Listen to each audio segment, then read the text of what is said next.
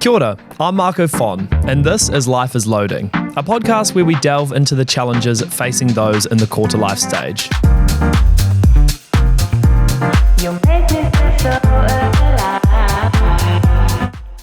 New Zealand summer is just around the corner. Time for annual leave, relaxation, and maybe a few drinks by the beach. Or maybe it's time to dwell on that lingering dread you've spent the last 10 years in the wrong career. 2025 research from Seek found 54% of respondents regretted the jobs they were in. However, only 6% were actively seeking change. But what's holding people back? Well, that same research found financial concerns were the top reason why, followed by a feeling of it's too late or a lack of relevant qualifications. So how can you set that fear behind you and take that leap of faith when it comes to pivoting your career?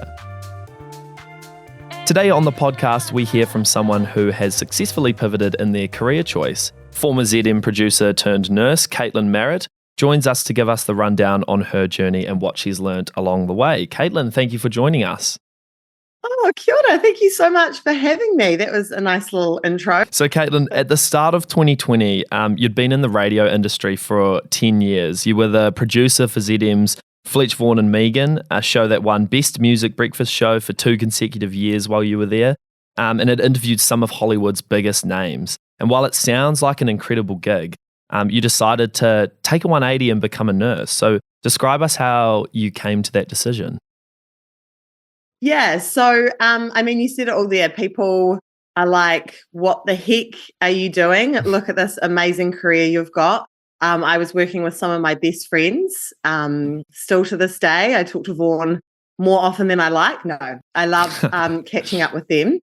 I even got a few messages from listeners of the show saying, "What are you doing? Do you know the health system? Do you know what it's like at hospitals at the moment? You have got such a great gig." But yeah, I did have a very successful career for those 10 years working up there in Tamaki Makaurau. But I unfortunately was finding myself a little bit unfulfilled in the every sort of day-to-day stuff that I was doing. As you said, like the hosts, the celebrities, the lineup of things that we got to do was incredible. And I laughed every day that I went to work. But I was finding I was doing a lot more in my spare time. I was doing a lot more volunteering. So I was working at like Ronald McDonald House and with Camp Quality, and just really finding that was kind of, it's a bit lame to say, but like filling up my cup a little bit more than what I was doing, waking up at 4 a.m. every morning. I just decided that it was time for a change. And I moved back down to Otatahi and went back to Ara and UC and became a nurse. I think you're right. It was a bit of a 180. I think I decided that I could use my hands physically to help people, even though obviously radio and what you guys do and what we do and what I do as a podcaster now helps people. But I just wanted to sort of muck in and does that... It probably doesn't make a lot of sense, but I look back now and I've been a nurse for 4 years and I've got no regrets because I still get to do things like this, like talk to you guys. I still get to do my podcast each week and I still have that creative outlet as well. For sure. And those cravings and sort of things as you're kind of starting off in a career or while you're in a career are so normal, I think, for people to have. But was there something along the way in your radio career that like a defining moment that made you feel like you wanted to make that switch? I think just when in any job, it doesn't matter what you're doing. If you're waking up and for more than, it's a job. We've all got to work, right? We've all got to pay the bills. So if you're waking up continuously sort of questioning why you're doing it, I think it's time for a bit of a switch.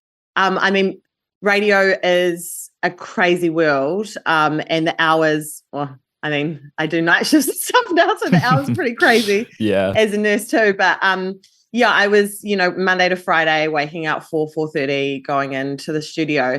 And I was finding myself on that drive over, like, not wanting to do it. And I think that'll do it. And it's that'll do it. And it is such a scary change. And I'm sure you've got questions about that. But I just thought if I don't do it now, then I won't do it. And I think we spend most of our time in our mahi doing work, most of our days. So you want to be able to enjoy it or find, that you're getting something back from it when you are doing it. For sure. And yeah, as you said, like obviously focusing on your work so hard sometimes means it's hard to gather those thoughts and actually kind of substantiate them. So what was it like leaving something you'd been a part of for so long, that 10 years in radio? What do you miss about it? Yeah, I don't think, and it can be an easy way to see like, oh, I've built that up and now I have to go back to the start. But I don't have any regrets from doing radio. I think it got me to where I am today. I absolutely loved my time there while I was doing it, and I learned so much and grew so much as a person. And I think it's actually what helped me to be the nurse and the person that I am today. I mean, I did a master's degree at UTA and UC, and you can only do that if you've got a prior degree.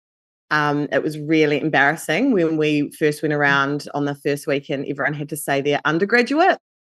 And people were like, I'm a paramedic, I'm a doctor in China. And I was like, oh, I worked on a radio station. Someone was like, oh, a video of you crying on the internet. That was you.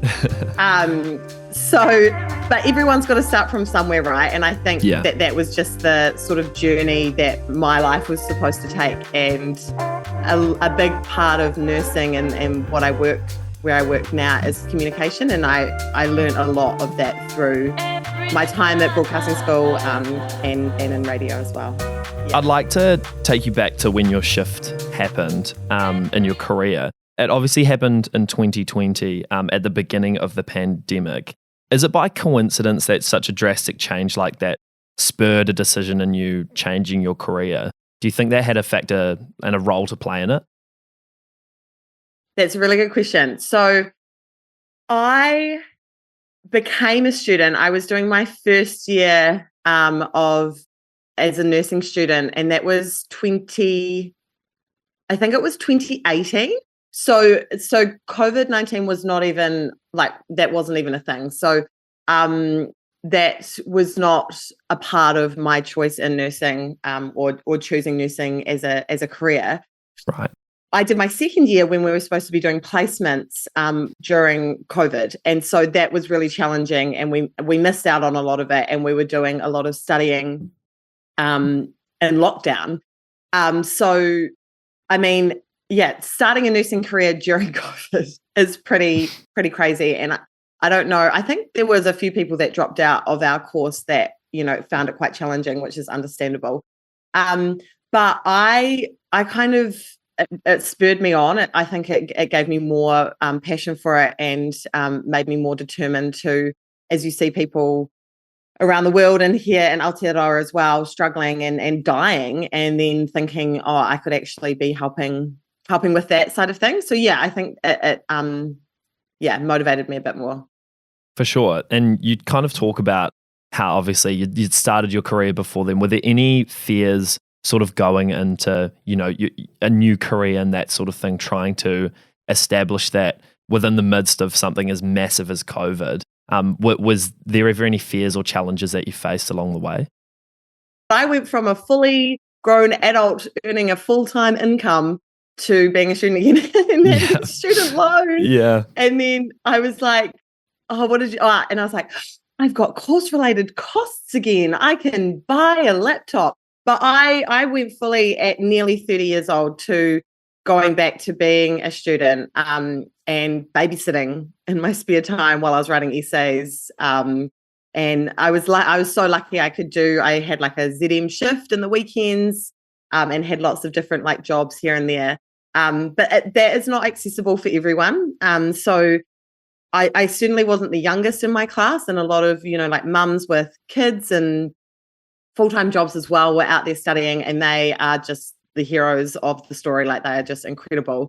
But it was quite tricky learning to become a student again oh God, EndNote and bloody essays and referencing and all of that kind of stuff. So there was the social side of it, but then also the academic side of it, which was challenging and quite confronting, and not a lot of people would happily go back to doing it. But it made me realize that I can use my brain again, and I liked doing that. I wasn't just sort of settling for doing what I knew how to do, which was radio. And people are like, oh my God, I can't believe you go and like talk on the radio. And how does that, how do you do that with your show? And don't you get nervous? And I'm like, I get nervous like doing the nursing stuff now, because that's not anymore. I'm 4 years in, don't worry, I can't do nursing. But like that kind of came secondhand to me was, being in public and talking and stuff. So I think challenging yourself and putting yourself out of your comfort zone is always going to pay off. I don't think there's ever a moment where you're like, oh, I wish I didn't do that. Yeah, you also talked about just previously about how you were still studying again, and you were probably around a whole group of people. You said some were mothers, some were obviously just coming out of high school. Did you get a sense of, I guess, imposter syndrome maybe while you were studying? Was that something that weighed on your mind? Yeah, for sure. I think I've got imposter syndrome in all aspects of my life. But I mean,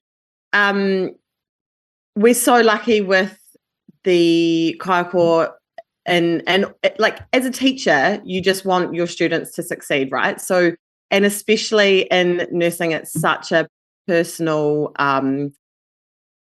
it's such a personal job to do. You're right up in there with patients at their most vulnerable. So having teachers be a little bit more lenient and patient with you was really helpful. And I think any teacher and you'll see it at school as well. Like, people are pretty patient, so they try their best to make you feel comfortable. But yeah, imposter syndrome's something that I think we probably all deal with at some stage, and it's just about knowing that you deserve to be there, and that if you work hard enough, that you will get to where you want to be as well. Yeah. I want to bring up a stat to you, Caitlin. So Seek says over 50% of people who wish they had their time again in terms of their career would do so for more money. But financial implications are one of the biggest reasons that are also holding people back from their career pivots.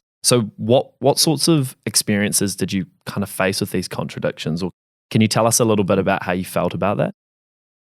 Yeah, and I think classically we know, we were doing a strike just a couple of weeks ago, we know that nurses are underpaid, and that the workforce is hard to even get it. Like we're trying, and we've got all these students that want to that finish their degrees and that want to work, but there's no jobs available because we need to make more jobs, and the workforce is just so sometimes undervalued and so strained. So yeah, I can understand why people are like, are you crazy? Like, why are you going into that, thinking of me personally without, thinking of the bigger impact that it will have. So yeah, and I think, as I said, like going from earning a full-time wage to being a student again, that was really scary. And I understand why it's not accessible at all to some people, and people will stay in a career hating it because it pays the bills and they do their Monday to Friday, they do their 9 to 5. Yeah. I just didn't, and I come from privilege that I was able to stop what I was doing and come and do that and get a student loan and pay that off as I went. So I know it's not accessible to everyone, and I'm very aware of that, but I personally didn't want to see myself in a job that was making me unhappy every day going to work. And yeah, I think, and it's okay to know that you might fail as well. That I thought, well, I actually might get through the 2 years or even 1 year and decide that it wasn't for me. But luckily I found that it was, and it's now my passion. But yeah, it's really tricky because, yeah, not everyone has that accessibility to stop what they're doing and become a full-time student again. Yeah, and as you said, like it's kind of worked out for you nicely. Obviously, you're a nurse now. You said you've kind of had 4 years experience. Did you ever have any fears about what happened if it didn't work, though? Did you have a contingency plan, a backup to the backup, I guess? I was always told that I could go. I was so lucky working at ZM and at NZME. I had such an amazing time there. And I was always told from everyone, like my direct boss, but also the boss of the company, that if it didn't work out, well, just forget that you left and you can just come straight back. I don't know if that was feasible. I don't know if they were just saying that to me. But I think you've got to believe that whatever happens, that you will fall back on your feet.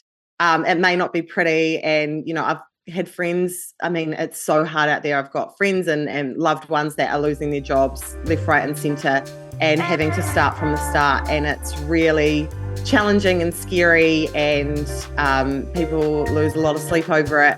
But you've just got to keep pushing and know that in the end it will all work out. Of course. So obviously you get to that moment, you're a registered nurse, you're finally there. How did it feel? Did you feel fulfilled? Was everything lived up to? Well, yes, I love my job. I've landed in an area that I'm very passionate about, and I get to spend so much time with our patients and their whānau and get to do another thing that I love, which is talking, and spending time with them and making them feel better. Like, it's such an honour and a privilege to care for people when they are at their most vulnerable and need help. And I don't think, that feeling in me beats, the pay and all of that kind of thing, that and all the struggles that we're struggling for. I mean, personally, I'm striking for not so like obviously for better pay, but for safe staffing, because that's where it's hard when we have patients that just want to sit and talk for a bit, because mental health is such a huge part of the whole holistic part of health. But we just don't have time because we have, the next antibiotics to give, we have the next obs to do. So that's my biggest struggle in nursing at the moment. But yeah, I think my saving grace and why I feel so lucky and happy in my life at the moment is that I do have that creative outlet. I don't think if I had gone nursing straight from school that I would be feeling the same that I did now. So with my podcast that I do, the Girls Uninterrupted, which we do once a week, that I think kind of makes that part of my life and my heart feel very happy that I've got that, and then I can go and do my nursing as well. So yeah, I think I'm so random. I don't know if there's a hybrid nursing / broadcasting person before. I'm sure there is. But it just goes to show that you can do different things and kind of work it all in together. You obviously say when it comes to careers, mistakes and things like that can be very costly, because it's your livelihood, your job security, and your income that are all at stake. But how can you move past those if those are happening, and how do you trust your gut feeling in a way that might mean it's okay to make a mistake when you're trying to change your career for your own, personal well-being? Yeah. And also you have to be not afraid to fail, because, there will be times in your life that you will fail at things. But then what if you don't? What if you don't even try? Then I think that's going to be more of a regret later in life when you're sitting. Oh my God, this is very deep, isn't it? Yeah, it is a little bit. Just think, okay. You don't want to be sitting. You don't want to be sitting at your hospital bed being like, man, I wish I had become an astronaut. Yeah. I mean, there's some things that are more feasible than others, but give it a try if you can. Just why not? In retrospect, are there things that you would have done differently? Let's say, was the path of you getting to your nursing, career and that sort of thing, were there things along the way that you would have not liked to have changed, but things that you would have done differently, let's say? No, I think I think I did it the right way. I'm so glad I did the broadcasting first because, I mean, I was such a theatrical, dramatic child. Some would say I'm a very dramatic adult. But I was in the school plays and, doing all of that. So broadcasting school or something in that realm seemed like very natural for me. And then as soon as I started telling people that I was going nursing, everyone's like, what? It's crazy. So I'm so glad. But then now that I am a nurse, we can all see that was, where I'm supposed to be. But I think doing it the way that I did it was the right way for me. And I don't look, because, I have no idea. I might in a couple of years decide that I don't want to do this either and, retrain for something else, or I don't know. I just think being stagnant in a job for me, because working is such a big part of my life. I want to work for ages. If I have children, I really want to go back to work as soon as I can. I say that now, I have no idea. But how some people are just like, they just have they want to stay at home. They want to be a stay-at-home mum. That's great. I love that. I wish I was like that. But I love working. I love being around people. And so because it's such a big part of my life, I want to be able to be happy in it. So if I decide in a couple of years that nursing's not for me, that's cool as well, because I'll have done that. For sure. Then I can move on. If people are in a similar position to you and they want to make a change in their career, but they feel like they don't know where to start, what's one thing you'd suggest to them, or one thing they can take away from this? You really just have to believe in yourself. It's like when you go for a job interview, right? And it's so embarrassing and you hate doing it, but you've got to talk yourself up. Well, no one else is going to do that for you. So you really have to, if it's just you and the interviewee, they don't probably know much about you. So you have to be the one to prove that you can do it, or you can do that job. So you kind of have to do that to yourself as well, and just be like, this is what I want to do. I believe that I can do it. Don't be alluded that it's not going to be hard, because it will be, but the rewards in the end will be what you're doing it all for. Yeah. You're bang on there. Well, Caitlin, thank you so much for taking your time to chat with us today on the Life is Loading podcast. We really appreciate it. Oh, thank you so much. Thanks for having me on. It was a pleasure. Sorry that I talked so much. That's it for this episode of Life is Loading. This podcast is part of the Kokako Network. It was produced by Marcus Allen, Alexandra Bogdanova, and Alice Homer. It was edited by Dom Hamilton, with graphics by Anaya Pasha and Ella Dickens, and technical support from Kit Williams. For more content from Kokako, head to our website kokako.media or catch us live on 96.1 and Channel 200.